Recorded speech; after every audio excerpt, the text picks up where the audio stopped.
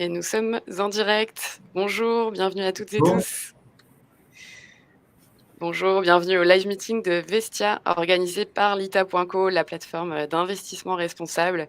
C'est un plaisir de vous retrouver pour ce nouveau live.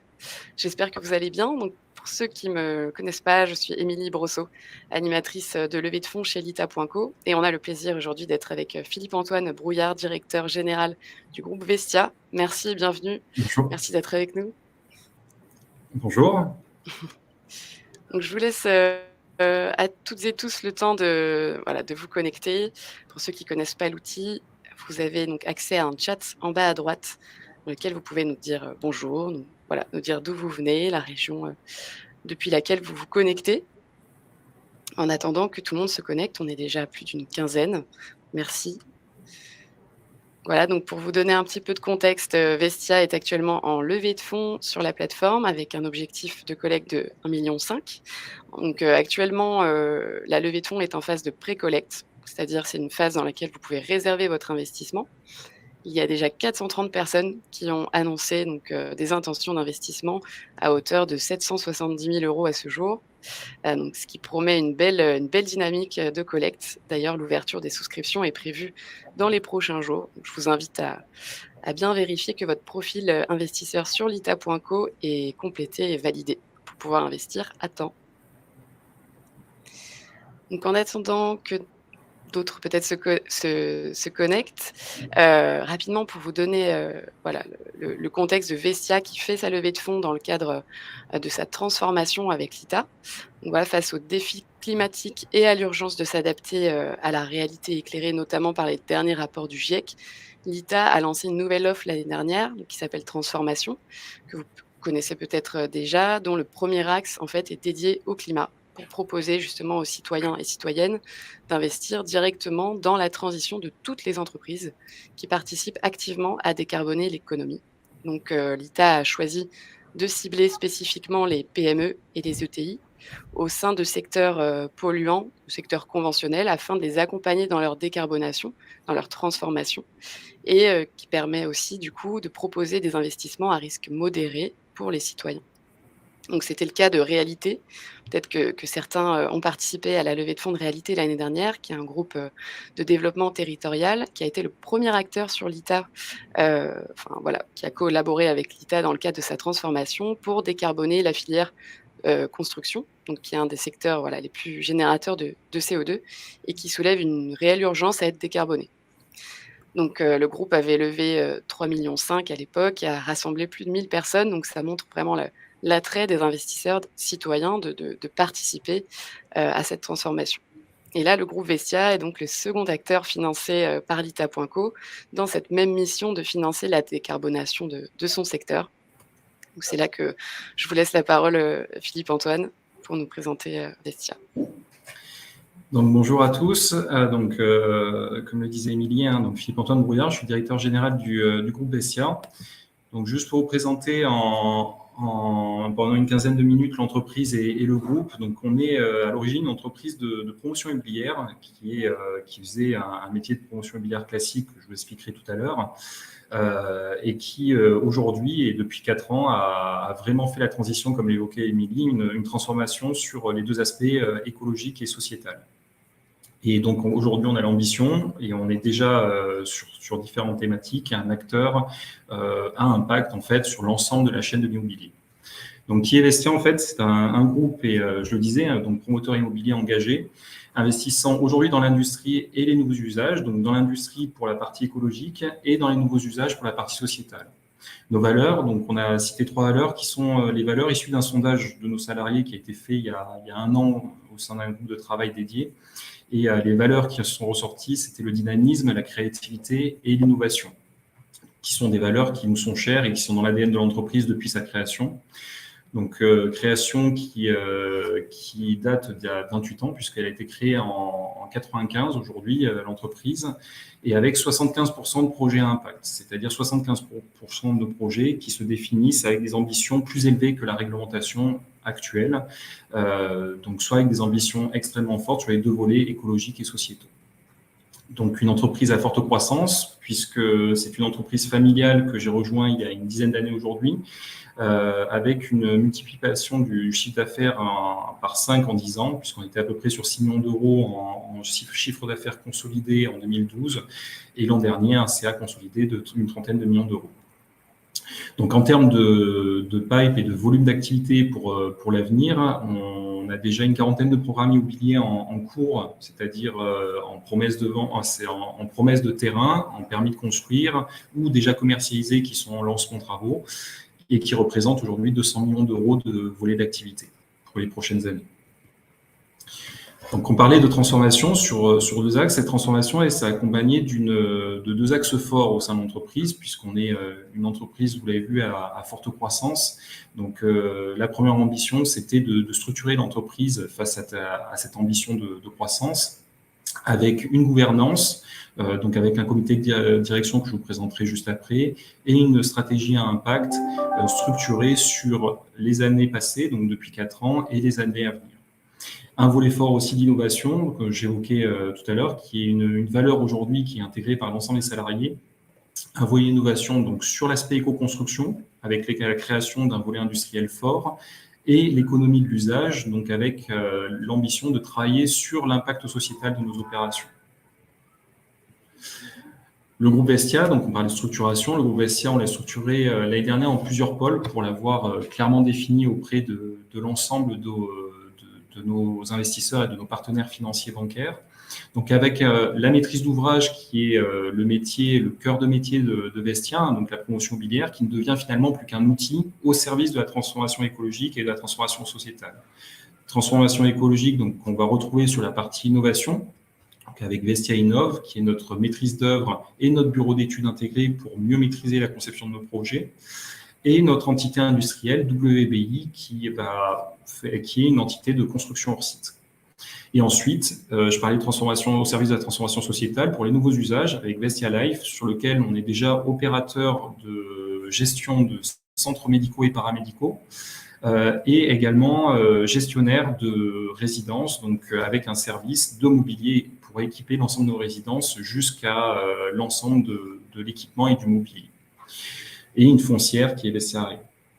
Donc vraiment, j'insiste sur le fait qu'aujourd'hui, notre transformation est essentielle, et c'est une transformation et une révolution de notre métier. Donc c'est la maîtrise d'ouvrage qui devient un outil au service de la transformation écologique et sociétale. Donc structuration, donc avec la gouvernance, donc avec la création d'un comité de direction, donc avec le recrutement depuis 3 ans de salariés qui sont avec une expérience pour nous accompagner dans notre structuration financière et dans notre structuration technique, qui ont chacun une quinzaine d'années d'expérience minimum dans des grands groupes immobiliers. Je parlais aussi de réalisation à impact. Donc là, c'est un petit panel des réalisations qu'on a en cours ou qui ont été livrées pour définir ce qu'est pour nous l'impact dans une réalisation immobilière. Donc on va trouver des réalisations qui sont sur des zones, des communes de taille moyenne, où l'ambition des villages est de trouver des opérations qui sont à haute valeur d'usage et à haute valeur environnementale. Donc, la première, par exemple, qui est faite par notre agence de PACA, avec 55 logements sur lesquels on va apporter une réponse aux besoins sociétals avec une dizaine de logements en résidence senior sur lequel on gère et on a créé en fait l'aménagement du local commun à rez-de-chaussée qui sera un local commun intergénérationnel puisqu'il servira aussi de salle commune pour l'ensemble des associations de la ville. Donc, ça a été une gestion juridique avec l'ensemble des interlocuteurs, aussi bien le bailleur social qui va être acquéreur de la résidence et gestionnaire, que nous en tant que gestionnaire du local commun, et la commune qui va également profiter de cet espace. En plus, nous avons une haute qualité environnementale avec un bâtiment durable méditerranéen qui est un label issu de la région PACA avec un niveau argent. Le deuxième, c'est notre première résidence dans la nouvelle version et la nouvelle dynamique qu'on a voulu engager sur le tertiaire, avec un immeuble de bureau et locaux d'activité en pied d'immeuble à très haute performance environnementale, ce qui nous a permis de réduire les charges de manière drastique, puisqu'on est passé d'une moyenne de 25 € environ de charges par an à 9 € de charges par an pour les futurs résidents de l'immeuble. En contrepartie de quoi, on a réutilisé une partie de ce gain pour faire des usages en plus. Donc la gestion, là aussi, d'un local commun à rez-de-chaussée avec des usages partagés, une conciergerie connectée au service de l'ensemble des salariés, et une salle commune typée mode coworking ou avec des réunions informelles et de restauration le midi. Donc on est vraiment sur un usage qui est déployé et qui est avec une ambition forte, qui profite à l'ensemble des salariés, plus une ambition écologique extrêmement forte, puisqu'on est encore à ce jour le seul bâtiment durable Occitanie, donc dédié à la région Occitanie niveau OR, donc le plus haut niveau de performance, pour un acteur privé de la région. Donc avec typiquement des façades bois, des panneaux photovoltaïques qui permettent l'autoconsommation des parties communes et des places de parking, et un système de coursives extérieures qui permet une transparence et des locaux traversants en fait, permettant de générer plus d'économies en fait d'énergie et de chauffage. Le troisième, c'est un axe également fort puisque ça correspond à l'une de nos premières résidences qui sera issue de notre usine de construction hors site en modulaire bois 3D. Donc dont j'évoquerai juste après, mais notre usine va construire des bouts de logement en atelier, donc jusqu'à la peinture, le sol, la salle de bain et la cuisine, et va ensuite les assembler comme des Legos sur site. Donc on est sur des résidences qui sont dans notre logique de décarbonation de notre métier. On est à moins 85% d'émissions de carbone par rapport à la réglementation actuelle, qui est une réglementation qui ne date que de l'an dernier. Donc on est déjà sur les objectifs de 2030 par rapport à cette réglementation. Donc avec des logements qui sont 100% bois et fabriqués en atelier. Le quatrième axe, c'est aussi une association avec des architectes qui partagent notre vision. Donc là, on s'est associé sur un concours en centre-ville de Montpellier avec un architecte franco-belge international, donc Vincent Calbeau, qui a été nommé par le Time, un magazine américain, architecte de l'année au niveau mondial pour sa vision sur la biodiversité. Donc là, on a travaillé avec lui sur la végétalisation de façade, avec forcément, puisqu'on est à Montpellier, sur l'usage d'un recyclage d'eau grise pour diminuer au maximum la consommation d'eau pour végétaliser la façade. Projet en développement, donc ça porte aussi une ambition avec des projets qui sont aussi d'une taille plus importante, puisqu'on a structuré l'entreprise par rapport à ce calibre d'opération. Donc avec à droite aussi dans l'objectif d'impact, c'est d'avoir 25% à minima de nos projets en réhabilitation. Donc là, on parle de l'immeuble qui est basé sur le centre-ville de Montpellier, sur lequel on va réhabiliter en fait l'immeuble pour le configurer en logement. À gauche, c'est un concours sur lequel on est en finale, mais qui porte notre ambition au niveau du logement et du bureau, puisque sur un immeuble où on nous demande du bureau, du logement et du commerce, on vient créer de l'usage en travaillant avec les commerçants locaux et en travaillant avec des restaurateurs également locaux pour créer des services de restauration. Et sur le logement, avec une vraie diversité, une vraie mixité sociale. Donc, plus une approche en termes de construction durable, avec une partie qui sera issue de notre usine en module bois et une forte ambition environnementale en cœur d'îlot sur la biodiversité. Donc, je parlais d'un marché et le positionnement de Vestia au sein de son marché. C'est qu'on a un marché qui alors aujourd'hui, je pourrais même enlever la parenthèse au sein du R, puisque là, c'est acté, on est vraiment en pleine révolution. Donc, en révolution sur les différentes thématiques de notre métier. C'est-à-dire que notre métier, c'était avant, c'était il y a à peine 5 ans, on achetait un terrain, on vendait les logements en VFA, donc en vente en état futur d'achèvement, c'est-à-dire sur plan. On construisait et on donnait les clés à nos futurs acquéreurs.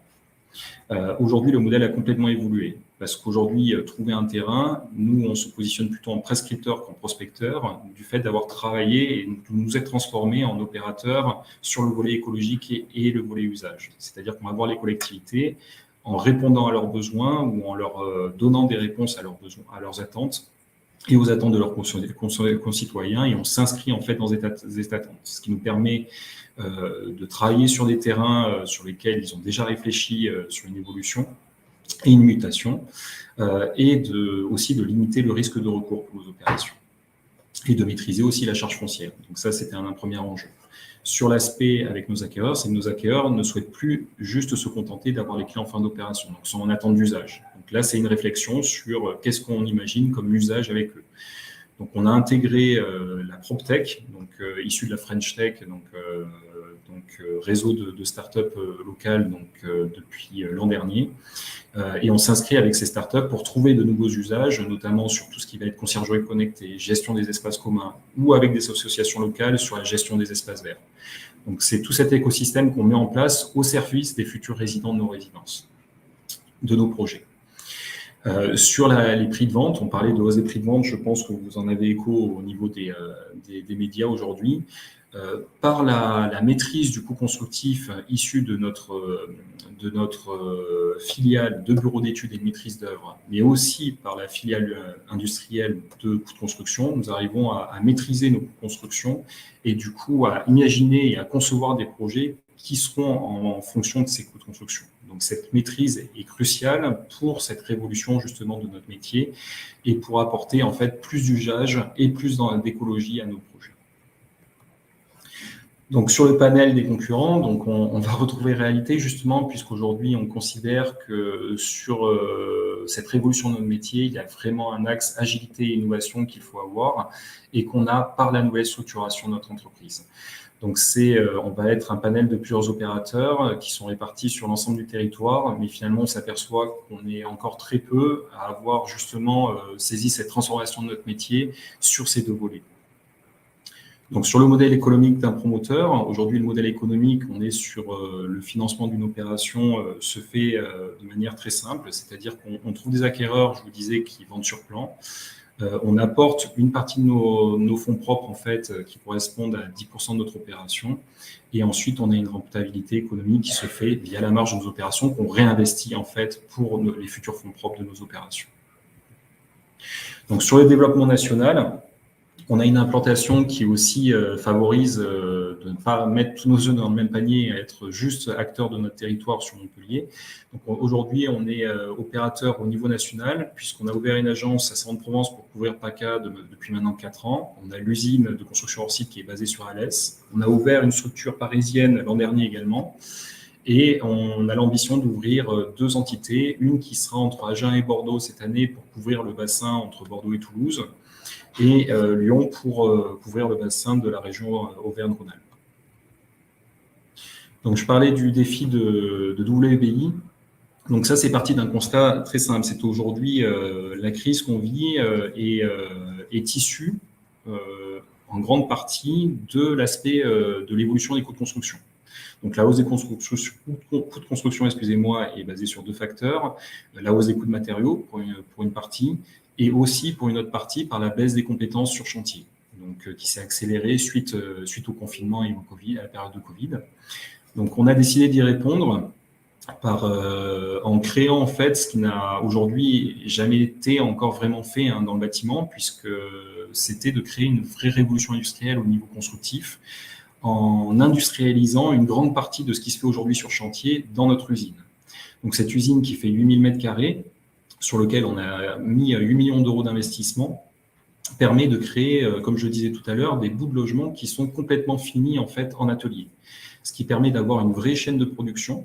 Et là où on change le paradigme, c'est que ces modules-là sont conçus au sein de notre filiale WBI par une équipe de bureaux d'études intégrés et des architectes dédiés qui ensuite co-conçoivent le projet avec les architectes du projet. Ce qui inverse complètement le raisonnement qu'on avait avant, puisqu'avant on attendait les plans de l'architecte pour chiffrer, et une fois qu'on avait chiffré, quand ça ne rentrait pas, on refaisait un tour avec l'architecte et pour ne pas s'en sortir, puisqu'au final le projet avait été déjà validé par la collectivité. Là, on conçoit le projet directement avec l'architecte, ce qui nous permet d'industrialiser le process et d'avoir déjà des briques de Lego de couleurs finalement qu'on propose à l'architecte et sur lequel il va jouer avec. Donc, ce qui permet d'avoir une architecte qui est quand même très diverse et qui ressemble à ce qu'on peut voir dans la construction traditionnelle, mais avec un coût sans commune mesure et une rapidité d'exécution sans commune mesure avec ce qu'on peut avoir sur une construction traditionnelle. Puisqu'aujourd'hui, on va aller 2 fois plus vite que ce qu'on peut avoir sur un chantier traditionnel. et avec un coût qui va être équivalent à la construction traditionnelle, mais avec une performance énergétique sans commune mesure. C'est-à-dire on va avoir 3 fois moins de carbone et 30% de consommation énergétique en moins. Donc notre capacité de production aujourd'hui, elle est de 8 chaînes de production. Donc c'est-à-dire qu'en pleine mesure, cette usine pourra produire 8 bouts de logement par jour. Et donc avec un CA prévisionnel qui est déjà pour l'an prochain de 30 à 40 millions d'euros. Donc, les acteurs sur lesquels on se dirigera, donc c'est vraiment du logement classique, mais on va retrouver tout type de logement, c'est-à-dire du logement résidentiel au logement très social, avec du logement d'urgence, mais également du tertiaire avec du bureau. Donc, à titre d'exemple, on a gagné en fait vendredi, donc c'est très très récent, on a gagné un projet de 6 000 m² donc sur la métropole de Montpellier, pour réaliser 3 000 m² de locaux d'activité qui seront en construction traditionnelle pour le pied d'immeuble, et ensuite 2 niveaux de bureaux qui seront en module bois. Donc avec, encore une fois, un gain en rapidité d'exécution et en termes d'impact carbone. Donc on s'est inscrit forcément dans le réseau des startups, puisqu'aujourd'hui WLIF, comme j'ai évoqué, fait partie de la French Tech via la French PropTech et la French Fab. Donc sur la roadmap aujourd'hui, en termes de progression, donc on parlait de 2022, en fait, avec vraiment la décision de partir sur une véritable stratégie de transformation et d'organiser cette stratégie de transformation l'an dernier. Donc avec la réalisation des premières opérations, puisque notre première opération sera livrée dès cette année à Béziers pour 36 logements pour personnes en situation de handicap, et une création d'une formation aussi. Je parlais de baisse de compétences sur chantier. Il faut savoir, à titre d'exemple, un ouvrier sur chantier, c'est 25% de productivité. Un ouvrier en usine, c'est 75% de productivité. Donc, ce qui va nous permettre aussi de former via des formations continues en lien avec les CFA, mais aussi avec l'école d'ingénieurs des mines d'Alès, de créer de la formation continue. Et c'est pour ça qu'on a créé et on est en train de structurer l'organisme 3D Building Academy, qui nous permettra de former en formation continue des ouvriers et de les faire changer de poste selon leurs souhaits et selon leurs envies. La création du label Vestia et un bilan carbone et une stratégie climat, donc le bilan carbone qui sera réalisé par Carbone 4 et qui sera lancé à partir de septembre. Donc en 2024, nous nous positionnerons sur un nouveau siège avec une ambition environnementale très forte et avec toujours en conservant cette ambition de minimum 75% de nos opérations ESG, puisque les opérations avaient été lancées et malheureusement avec l'inertie qu'on peut connaître dans l'immobilier, des opérations qu'on avait lancées en 2020 sortent à ce jour. Donc on est encore sur ce 25%, mais avec une ambition forte de diminuer cette part de 25% de projets à non-impact au fil des ans jusqu'à 2026. Voilà, donc sur les prévisions financières du groupe, l'ambition pour le groupe est d'atteindre un chiffre d'affaires de 100 millions d'euros d'ici 5 ans. Donc les perspectives de cette année, pour l'instant, sont maintenues et même sont soutenues par notamment les ventes en bloc qu'on peut réaliser avec nos partenaires, mais aussi par la qualité de nos opérations. Je vous parlais notamment de l'opération en centre-ville avec l'architecte international lié à la biodiversité, qui est une opération qui, par sa programmation et sa valeur architecturale et patrimoniale, se vend très bien. Et ensuite, l'activité WBI, qui a un profil plutôt de croissance start-up, forcément, mais dont l'avantage, c'est de faire partie d'un groupe qui possède une filiale de promotion immobilière et qui lui permet aussi d'éviter les soubresauts en termes de cycle de charge, puisque l'activité de promotion vient combler, par sa production propre, le cycle de l'usine, avec déjà une quinzaine de projets portés par la structure de promotion immobilière. Voilà, donc c'est alors pourquoi avoir choisi l'ITA? L'ITA pour nous ça a été tout de suite une évidence, parce que il y avait une vraie concordance en fait de vision sur l'entrepreneuriat à impact. Et donc pour nous ça avait vraiment du sens de partir avec l'ITA plutôt qu'avec une autre plateforme, parce que l'ITA avait cette notion de nous pousser aussi dans nos retranchements, notamment et de structurer cette ambition de transformation Et donc, il y a eu une vision commune et du coup, c'est aussi pour ça qu'on voulait partager en fait cette levée de fonds qui intégrera principalement en fait l'investissement dans le cadre de nos projets à construction modulaire bois et le financement de l'usine. Puisqu'aujourd'hui, en termes d'ambition au niveau de l'usine, c'est qu'on fait partie des 5 premiers aujourd'hui en termes d'industriels de la construction hors site. Nous avons l'ambition de développer une nouvelle usine sur Amiens. Et donc, toute cette structuration financière à impact est extrêmement forte pour nous et nous avions le souhait d'être accompagnés et être accompagnés par l'État, encore une fois, était une évidence. Donc, je suis à votre disposition si vous avez des questions par rapport à l'ensemble de cette présentation. Merci beaucoup Philippe-Antoine, c'était très complet.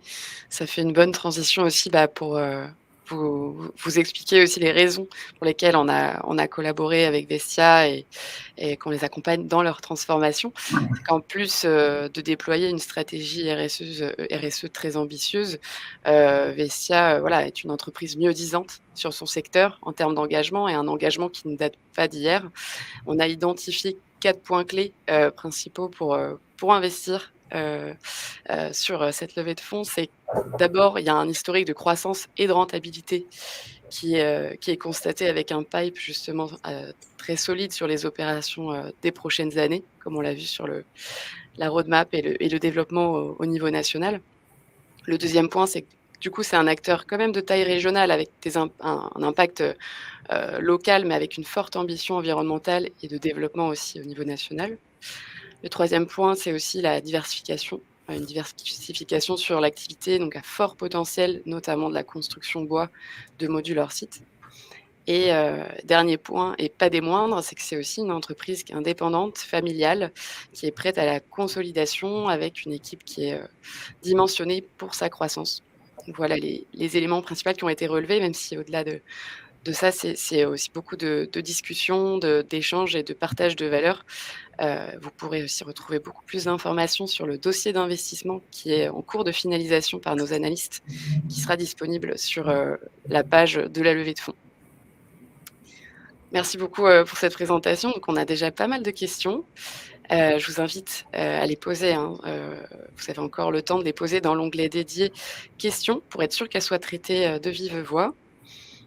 Donc, du coup, Philippe-Antoine, juste pour vous dire, les questions sont votées. Vous pouvez, du coup, chaque participant peut voter question préférée pour qu'elle soit posée en direct en premier. Donc, on a une question qui a été votée plusieurs fois de Maëlle.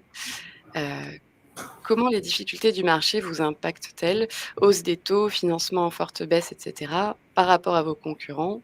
Et si la situation s'aggrave encore, quelles sont les forces de Vestia pour résister au mieux que la concurrence? Alors sur cette question, donc forcément, on en parlait, hein, il y avait un vrai enjeu sur la hausse des taux qu'on a vécu ces derniers temps. Au contraire, en fait, nous on le prend plutôt comme une opportunité. C'est que aujourd'hui, ce qu'on vit, c'est quand même une crise, mais qui est différente de celle qu'on a pu voir au préalable. C'est que je l'évoquais tout à l'heure, c'est une vraie révolution. C'est-à-dire que là, on voit certains de nos confrères dire vous inquiétez pas, ça va passer, le gouvernement va nous aider. Aujourd'hui, on n'est pas là. C'est-à-dire qu'on vit une profonde révolution de notre métier. Et le gouvernement nous a fait un signe fort. D'ailleurs, si vous avez l'occasion de réécouter le discours d'Elisabeth Borne, la Première ministre, à la fin de son discours, elle dit « Nous allons investir et appuyer massivement la construction hors site ». Donc en fait, elle engage les opérateurs et nous-mêmes à nous réinventer. Et c'est dans ce contexte-là où en fait on a saisi en fait notre épingle du jeu en investissant très tôt, hein, puisque monter une usine en fait ça se fait pas d'un claquement de doigts. Ça fait déjà 2 ans qu'on y travaille. Donc ça veut dire que tous les opérateurs aujourd'hui qui s'y mettraient ou réfléchiraient aujourd'hui à s'y mettre auraient à minima 2 ans ou 3 ans d'inertie pour s'y mettre. Alors que le projet et le problème il est aujourd'hui. Donc c'est là où on tire notre épingle du jeu et nos forces réelles, c'est cette capacité et encore une fois, on a des salariés qui ont cette valeur qui est prégnante, c'est-à-dire d'innovation mais aussi, alors en toute humilité, d'anticipation en fait des enjeux qui arrivent et des mutations potentielles du marché. Donc la hausse des taux a pu impacter en fait sur des projets anciens. Mais alors la chance qu'on a, c'est qu'aujourd'hui en stock dur, je vous montrais, on a livré 1200 logements. Par rapport au pipe qu'on a, ça représente à peu près 600 ou 700 logements, mais on n'a qu'un seul logement en stock dur. C'est-à-dire un seul logement qui n'a pas été encore vendu après livraison. Donc on a un risque qui est extrêmement faible et extrêmement mesuré. Donc ça veut dire que toutes les opérations qu'on lance aujourd'hui sont des opérations qui sont déjà pré-commercialisées et sur lesquelles on a dit OK, on s'y engage parce qu'on sait qu'on correspond au marché d'aujourd'hui et surtout au marché de demain avec cette hausse des taux et les financements. Alors sur les financements en forte baisse, nous, on ne le voit pas aujourd'hui, puisqu'aujourd'hui, on est partenaire et du fait notamment avec l'usine de bois, on a les principales banques qui nous suivent. Donc aujourd'hui, on est accompagné par l'ensemble des filiales de la groupe BPCE, donc par 5 de leurs filiales, par le Crédit Agricole, par la Société Générale, et aujourd'hui, on essaye de travailler également avec la BNP. Donc l'ensemble des partenaires bancaires nous suivent. Donc là, sur les financements, on n'a pas trop de soucis. Alors, si vous parliez des financements des acquéreurs, aujourd'hui, notre marché et notre évolution fait qu'on va de plus en plus tendre faire du financement institutionnel, donc soit vers des bailleurs sociaux, soit vers du logement intermédiaire, soit vers des institutionnels privés. Donc, ce marché aussi se transforme et représente déjà 2/3 en fait du marché français de l'immobilier. Donc, on a décidé d'éviter de se battre avec nos petits amis sur le tiers restant, qui va malheureusement se restreindre du fait de la hausse des taux et du financement en forte baisse. Et on s'est clairement positionné avec les institutionnels aujourd'hui.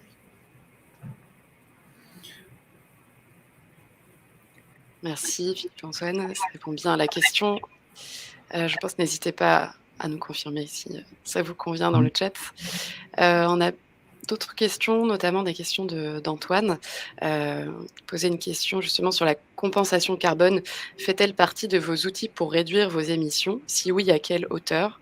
Il posait aussi la question d'où vient le bois utilisé et quelles essences. Donc, on va commencer par celle-ci, sur la compensation carbone.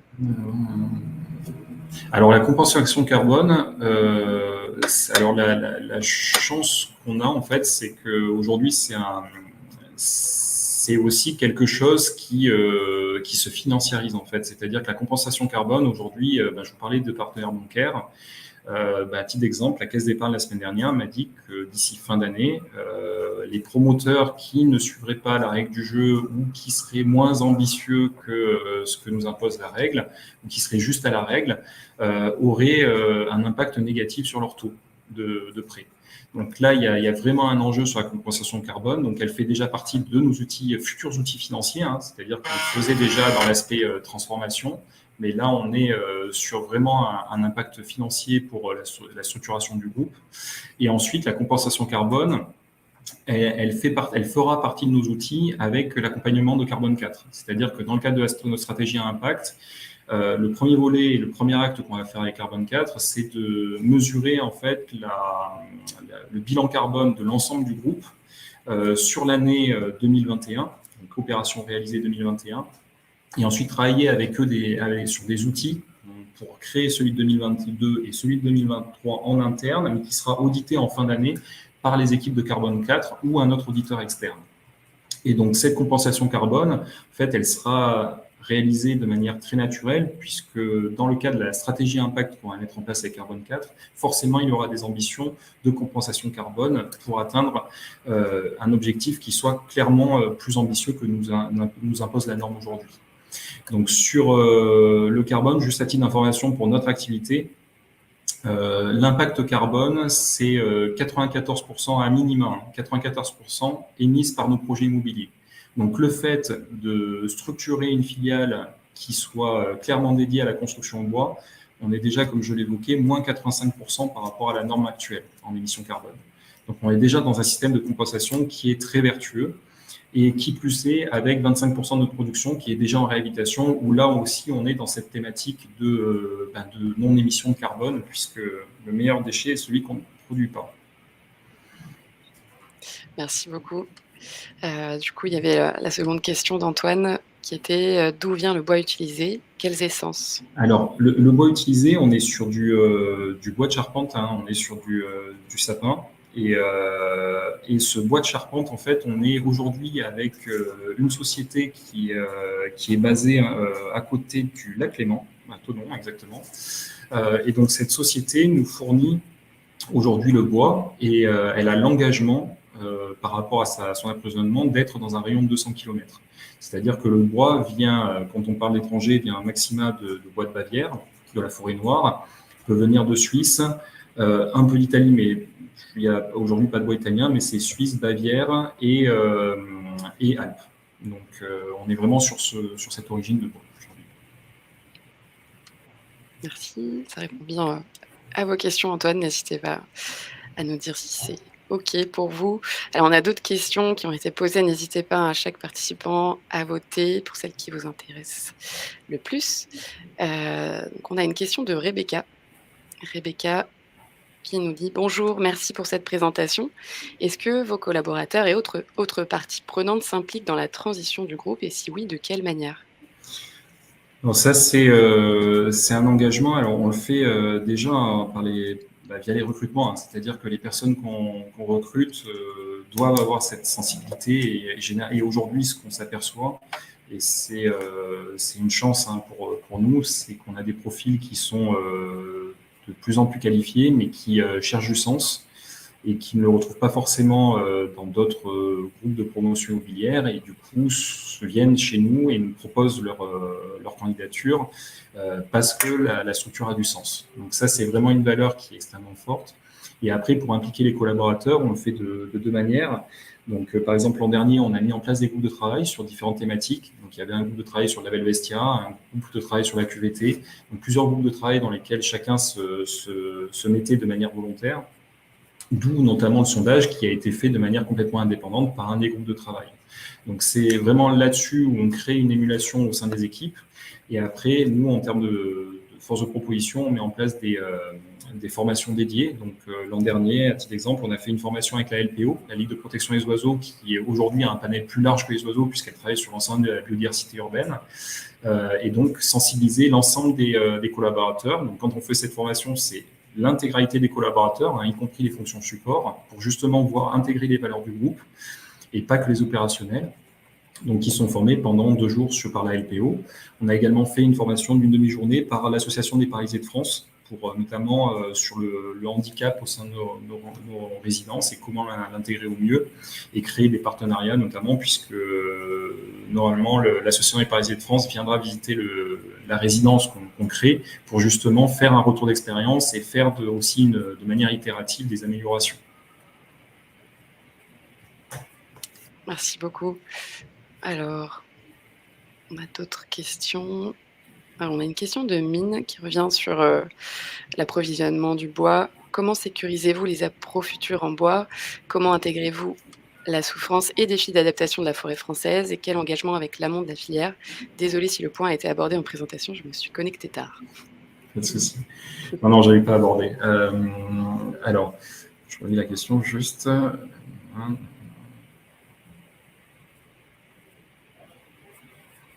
Alors, sur l'aspect sécurisation, donc ça fait partie de l'évolution en fait de la structure et de l'usine, puisqu'aujourd'hui, effectivement, la capacité des scieries notamment peut être limitée en fait par rapport aux besoins qu'il va y avoir au sein des nouvelles opérations de logement. Donc aujourd'hui, on a pris le parti de maîtriser aussi en amont en fait la partie de construction des panneaux en fait en bois qui étaient avant faits par des charpentiers, ce qui nous permettra de maîtriser et d'être directement en lien avec les scieries. Donc ensuite, comment on garantit en fait l'approvisionnement futur en bois? C'est qu'on rentre dans un cercle vertueux. Là où, et c'est l'avantage en fait d'industrialiser notre métier, c'est que là où nos confrères vont être en relation avec une entreprise qui va faire ses panneaux, qui va demander à une scierie ou à un grossiste d'acheter le bois et le grossiste va s'impliquer à la scierie, nous on est en direct avec la scierie. Donc on fonctionne en circuit court et donc on est en direct avec les industriels ou avec les producteurs de bois. Et donc ça, c'est un énorme avantage par rapport à la concurrence, ce qui nous permet aussi d'aller directement voir les scieries, mais aussi les scieries locales. Donc là, on est justement en discussion avec la région Occitanie qui a énormément investi sur la filière amont et qui aujourd'hui recherche des sorties commerciales pour ses exploitations. Donc là, nous, on est une sortie commerciale tout trouvée. Et le fait d'être en avance par rapport à justement l'industrialisation de notre métier fait que ça nous permet d'avoir aussi un cran d'avance sur la sécurisation des approvisionnements futurs en bois. Donc après, sur l'engagement avec l'amont de la filière, je parlais du rayon de 200 km. Donc c'est déjà d'avoir des essences qui sont locales. Et il faut savoir que la forêt française a grandi de 25% en fait ces dernières décennies. Donc son aire en fait a augmenté de 25%. Aujourd'hui, l'enjeu quand on parle de souffrance, c'est justement l'adaptation au réchauffement climatique. Donc on sait que les essences vont malheureusement disparaître de certaines régions, mais vont être remplacées par d'autres. Donc là, typiquement, le travail aujourd'hui des exploitations forestières, c'est de planter dès aujourd'hui des essences qui seront adaptées pour le réchauffement climatique. Donc là, on travaille vraiment là-dessus au niveau de la région. C'est comment, au-delà que ces investissements soient portés soit par des fonds régionaux ou des fonds européens et par les scieries elles-mêmes, c'est comment les accompagner pour leur garantir des sorties commerciales. Donc c'est vraiment un gagnant-gagnant en fait dans ce schéma-là. Merci pour cette réponse très complète. Ça fait aussi le lien avec les questions de Stéphane. Comment prenez-vous en compte justement le risque physique lié au changement climatique dans vos opérations? Alors, on a déjà une réglementation qui est la réglementation énergétique 2020 qui pousse en fait le confort d'usage. Donc c'est quelque chose qui n'existait pas en fait dans les anciennes réglementations thermiques. Et donc aujourd'hui, nous, c'est aller plus loin en fait avec les architectes. C'est d'abord, c'est ce qu'on faisait déjà depuis en tout cas 28 ans au niveau de notre groupe, hein, mais c'est d'abord réfléchir comment on conçoit la structure extérieure de nos bâtiments, c'est-à-dire comment on les isole au mieux pour éviter qu'il y ait des déperditions thermiques et pour éviter qu'on ait des besoins de se chauffer en hiver et de conserver l'inertie thermique pour éviter de trop refroidir l'été. Donc c'est déjà cet aspect-là. Et donc nos bâtiments aujourd'hui, on pousse de plus en plus. Je parlais des bureaux où on passe toute la journée, qui sont énormément énergivores en termes de besoins climatiques, de besoins de climatisation plutôt, excusez-moi, où là on systématise en fait les bureaux traversants en faisant des systèmes de coursives extérieures. Donc ce qui permet en fait de rafraîchir naturellement en faisant tout simplement des courants d'air en fait sur nos bureaux. Et donc là c'est de limiter déjà un risque physique. Donc quand on conçoit un bâtiment qui est extrêmement bien isolé et qu'en plus on vient faire des ventilations et favoriser les ventilations intérieures et les bonnes expositions, c'est-à-dire que quand la façade sud du bâtiment de bureau est en double pot et sert justement à faire tampon par rapport à l'impact de la façade, là on est sur quelque chose qui permet d'éviter de tenir compte du risque physique. On passe aussi par la colorimétrie des façades. Donc c'est vraiment des petits détails qui font avec des petites choses qui finalement peuvent représenter des petits détails pour vous, mais qui, dans leur somme, en fait, font qu'on arrive à maîtriser le risque physique dans sa globalité. La colorimétrie des façades, on tend vers du blanc dans nos régions et on va tendre vers des coloris un peu plus sombres, plus on va monter en fait sur le territoire.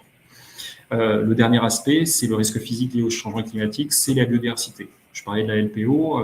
Aujourd'hui, on systématise l'appel à un paysagiste avec une dimension écologue dans nos opérations pour travailler en fait sur tout ce confort en fait et cet îlot de fraîcheur qu'on va créer en créant de la végétalisation. Donc soit de la végétation via des jardinières en façade qui sont alimentées par du recyclage d'eau grise, soit des couches de terre et des toitures végétalisées qu'on va apporter une initiative thermique en toiture pour les logements qui se situent aux derniers étages, soit en cœur d'îlot de la végétalisation en pleine terre où on recrée de la vraie biodiversité qui permet justement de capter de la chaleur et vraiment des îlots de fraîcheur pour les résidents.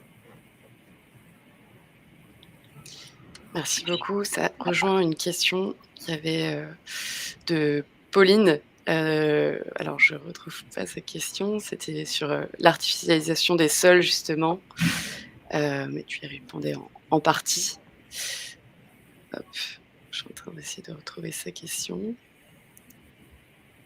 Ah oui, voilà. C'est une question de Léa, pardon, qui dit qu'en tant que promoteur et constructeur, justement, comment abordez-vous la question liée à la problématique de l'artificialisation des sols, dont les effets délétères, ruissellement, biodiversité en chute, sont désormais documentés? Donc, vous avez déjà répondu à Oui, non, quelques mais éléments. après, on peut ajouter sur l'élément. Donc, bon, il y a une loi qui est passée sur la zéro artificialisation nette. Mais au-delà de ça, en fait, c'est que notre métier, en tout cas, comment on le vit aujourd'hui et comment on le vit déjà depuis plusieurs années, c'est qu'on reconstruit la ville sur la ville. C'est-à-dire qu'on va pas aller travailler sur de l'extension urbaine, hormis quand une ville a aménagé un nouveau quartier et sur lequel on va bien intervenir, mais ça veut dire qu'elle a anticipé en fait ces problématiques d'artificialisation des sols. Donc aujourd'hui, quand on intervient, c'est soit en périmètre, ce qu'on appelle de zones d'aménagement concertées, donc les actes qui sont aménagés et réfléchis par les collectivités, soit on va reconstruire la ville sur la ville, donc soit sur la réhabilitation, soit sur de la reconstruction en fait de zones d'activité. Donc là, on va densifier finalement et on va répondre à la problématique d'artificialisation des sols en densifiant en fait les réalisations. Donc par exemple, là où vous aviez 2 maisons, on a fait une livraison il y a quelques mois d'une zone qui était au pied d'un arrêt de tramway, donc qui était voué à se densifier, où il y avait 2 villas, mais qui étaient complètement imperméabilisées. C'est-à-dire vous aviez une dalle béton, vous aviez une piscine, vous aviez déjà une maison de plain-pied, 2 maisons de plain-pied qui étaient très conséquentes. Et finalement, quand on fait le calcul de la somme de cette artificialisation, on était sur 75% des sols qui étaient artificialisés. Nous, on est venu construire 50 logements en R+2, avec un niveau de sous-sol, finalement, on n'a plus que 60% d'artificialisation. Donc, on augmente, en fait, on a amélioré, en fait, l'artificialisation des sols en venant densifier, en venant construire plus de logements. Donc, ça permet aussi de casser un peu l'image d'Épinal qui fait que c'est pas finalement en construisant des immeubles qu'on vient artificialiser. On peut aussi le faire de manière très intelligente en reconstruisant la ville sur la ville et en améliorant l'état précédent. C'est très clair. Merci beaucoup. Je vais peut-être reprendre la main juste pour rappeler l'objet du financement sur l'ITA.co, que du coup Vestia finance sa transformation via des obligations vertes à prime d'impact. Donc pour vous expliquer quel est cet étrange produit, en fait ce sont des obligations classiques, donc c'est de la dette à un taux d'intérêt annuel prévu de 8% sur 5 ans. Avec un remboursement donc in fine à la fin des 5 ans.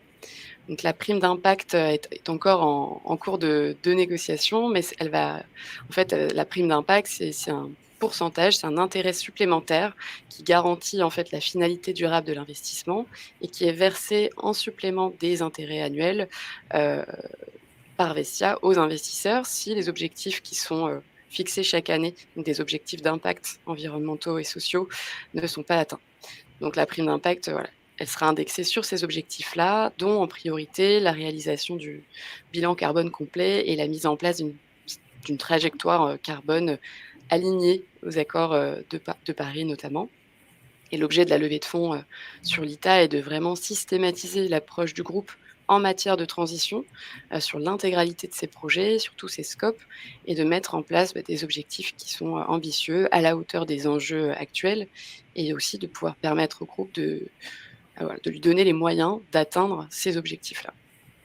Donc c'est un investissement à partir de 300 € et c'est aussi éligible au PEA-PME à partir de 5 000 € sur l'ITA. Donc voilà, si vous voulez un petit peu plus d'informations sur ce dispositif fiscal, si vous êtes résident français et que vous ne connaissez pas, n'hésitez pas à prendre rendez-vous avec nos conseillers. C'est un dispositif qui est très intéressant, ce qui vous permet d'être exonéré d'une partie de l'imposition sur les intérêts. Voilà. Du coup, ça répond peut-être à certaines de vos questions. On va en reprendre évidemment quelques-unes, puisqu'il y en a encore pas mal. Du coup, il y avait une question de Maëlle. Maëlle, je vais essayer de vous proposer, voilà, de monter sur scène pour poser vos questions, car j'ai vu que vous en aviez plusieurs. Vous n'êtes pas obligé d'accepter l'invitation. C'est pas obligatoire, on pourra poser vos questions en direct. Je viens de vous envoyer une invitation. Et je crois que Maëlle se prépare.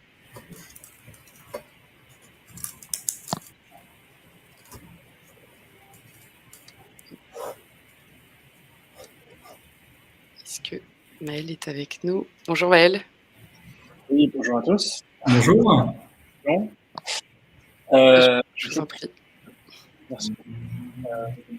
Mes questions portaient sur 2 points. C'était sur éventuellement, comme le bois utilisé est une façon de séquestrer du carbone, est-ce que votre métier et vos opérations vous permettent d'émettre des crédits carbone? Je ne sais pas si c'est possible, parce que ça peut être une source de revenus supplémentaires. En tout cas, j'imagine que vous avez la réponse à cette question. Et après, c'était pour savoir si vous aviez envisagé de faire une levée de fonds supplémentaire. Et en fait, j'ai vu que vous aviez déjà fait une levée de fonds, si je ne me trompe pas. Et donc, quelle était la raison pour laquelle vous aviez choisi plutôt d'émettre des obligations et si vous envisagiez de faire une nouvelle levée de fonds et puis aussi en supplément, j'étais intéressé de connaître quels étaient les actionnaires actuels de Vestia. Voilà, merci beaucoup. D'accord. Alors, sur l'émission des crédits carbone, c'est complètement d'actualité, hein, puisqu'aujourd'hui, il y a effectivement deux façons de les. Je parlais de financiarisation, hein, donc aujourd'hui, c'est un vrai enjeu. Et effectivement, on l'avait fait dans un axe de transformation, puisqu'on savait qu'il y avait tout simplement un accès au financement qui serait limité par la suite, hein, puisque du fait de la non-compensation carbone, dans tous les cas, aujourd'hui, il y a des opérateurs qui vont être en souffrance s'ils ne font pas cette transformation carbone. Donc, on a voulu prendre un temps d'avance et aller encore plus loin sur la décarbonation. Pour répondre à vos questions, en fait, effectivement, il y a des labels qui sont en train de se créer et qui sont en train d'être labellisés par l'ADEME pour émettre des crédits carbone. Donc là, c'est en cours. Il y en a certains qui viennent d'être validés, donc c'est tout récent, hein, puisque ça date il y a quelques semaines à peine, et qui vont nous permettre finalement de financiariser ce gain carbone, ce qui n'existait pas avant.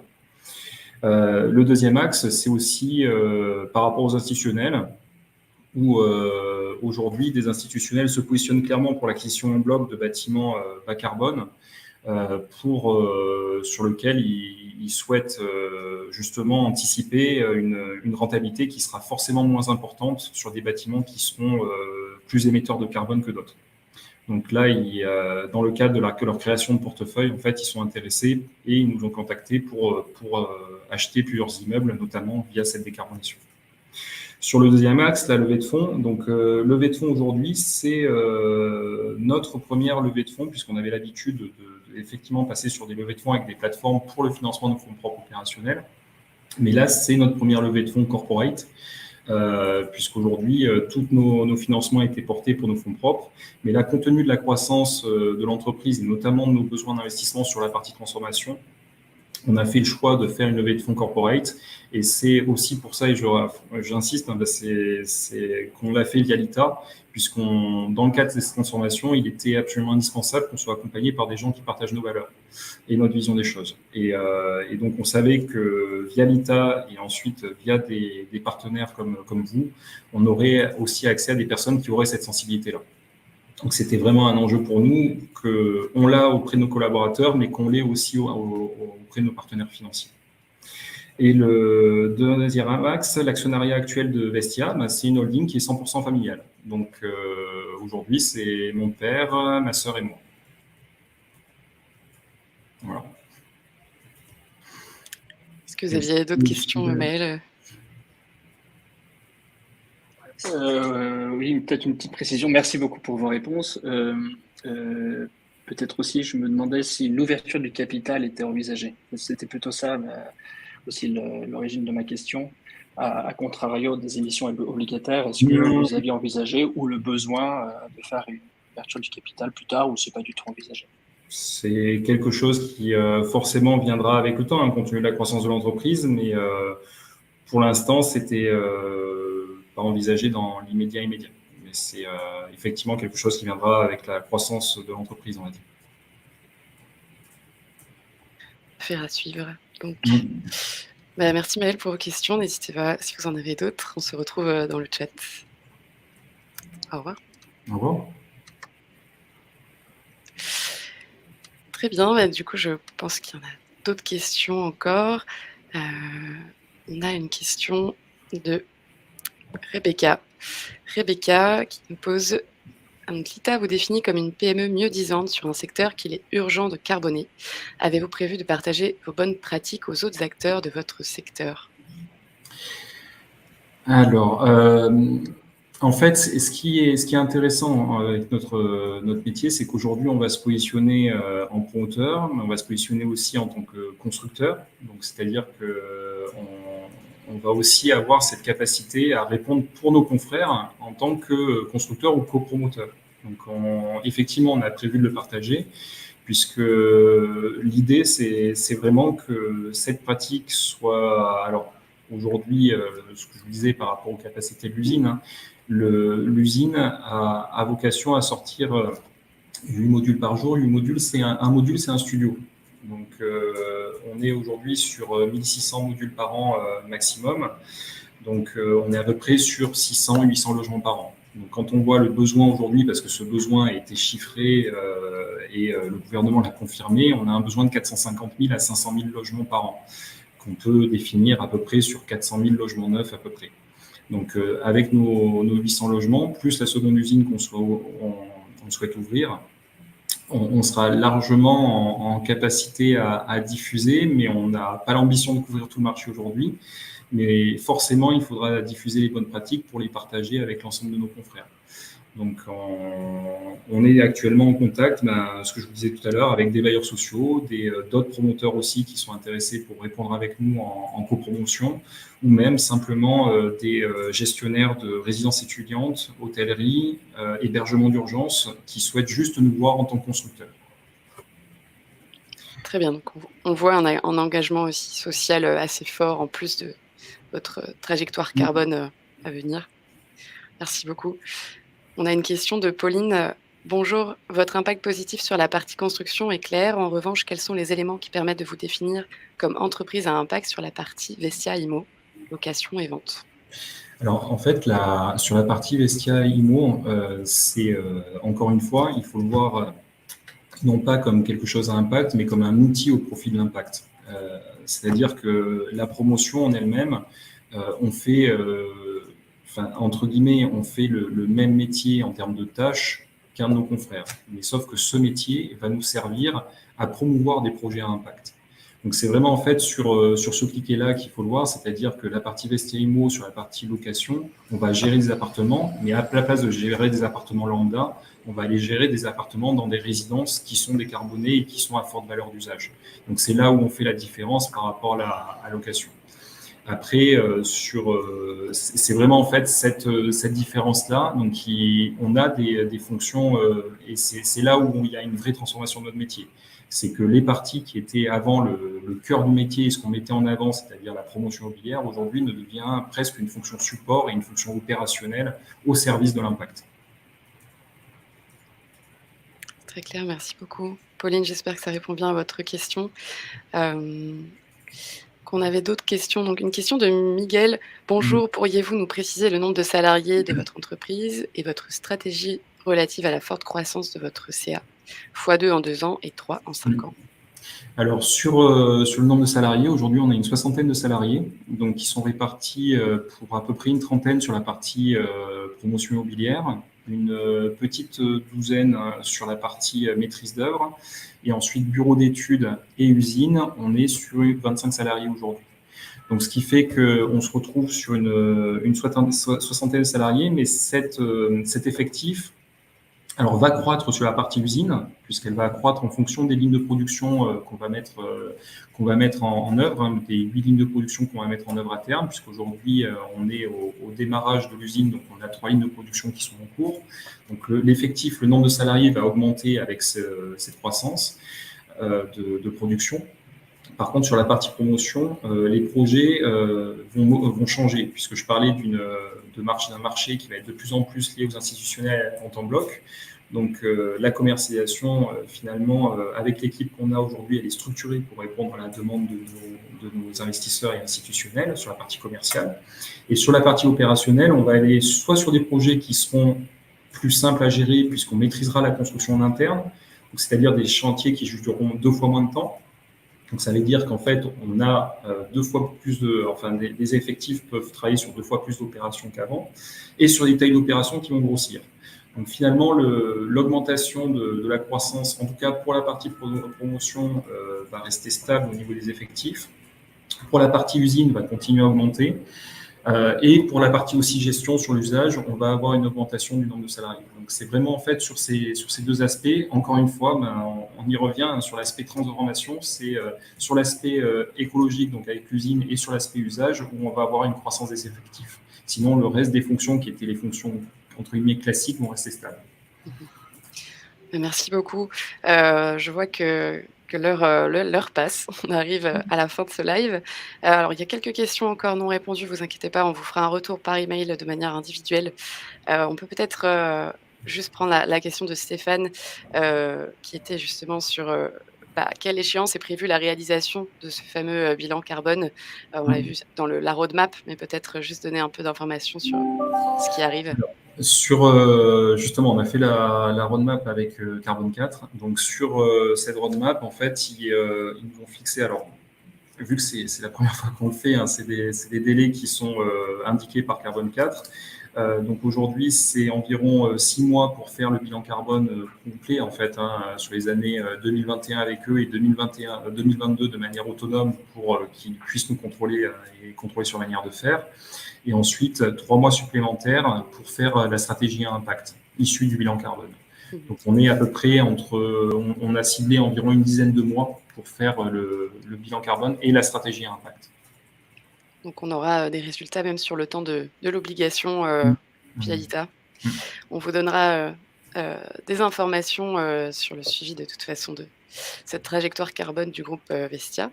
Merci beaucoup Philippe-Antoine d'avoir participé, d'avoir été avec nous pour ce petit temps. Merci à tous les participantes et participants. Et on se retrouve sur l'ITA donc pour une collecte, l'ouverture des souscriptions qui est prévue dans les prochains jours. N'hésitez pas à prendre rendez-vous si vous avez des questions complémentaires. Et je vous souhaite un bon appétit. À bientôt. Merci beaucoup. Au À revoir. bientôt. Au revoir.